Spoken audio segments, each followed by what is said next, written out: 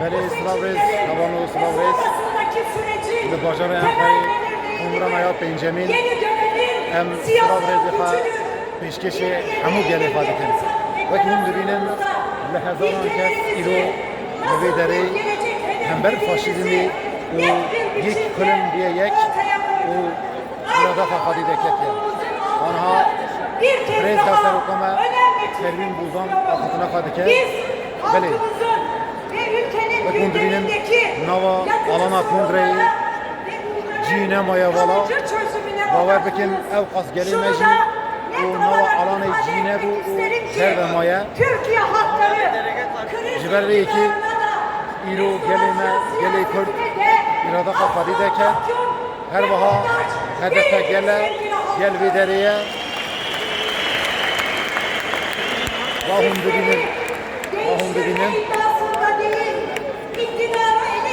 ev kesî nekarî hatırî kongreyê û derveyê welat û nava welat Bakur başûr Rojhilat û Rojava çi derê de bi dil bi can gelme de em Slavresê xwe pêşkêşê wan dikin.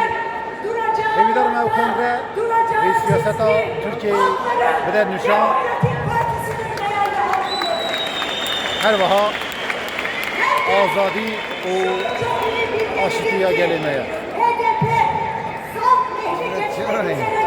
Xuya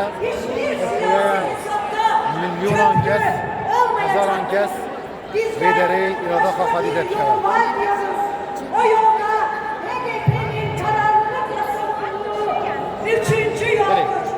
Evet, bu da Li bajarê Enqereyê Komramaya Pêncemîn Slavres ji bo hemû gelê me. Em me dil silav dikin. Em me dil silav dikin. Nezerxanê Hecî Slavresê xwe pêşkêşê hemû gelê me dikin. Dibêjim ew îro ew kesî hatî vê derê em dilê wan baş dikin yê nehatî em Slavresê xwe pêşkêşê wan dikin. Serketimiya me ye, serketimiya gelê me ye. Brez Devserokame niha daxilaya xelatına xwe berdewam dike. Belê. Hemû hewalan hemû dostan.